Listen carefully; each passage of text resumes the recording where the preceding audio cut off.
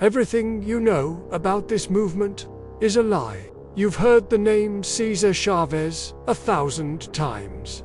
But no one told you about the Filipino workers who started it all. It began in Delano, California, 1965. A group of Filipino farm workers had had enough.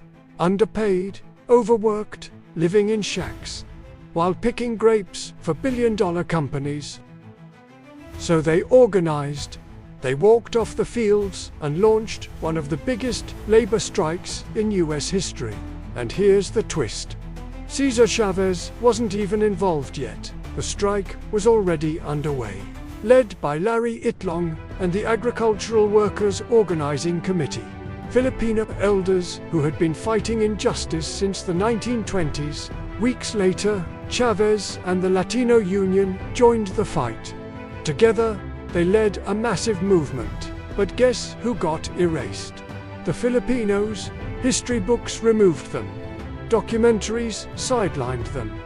Generations grew up thinking it was a one-man show. This wasn't an accident. It was narrative control.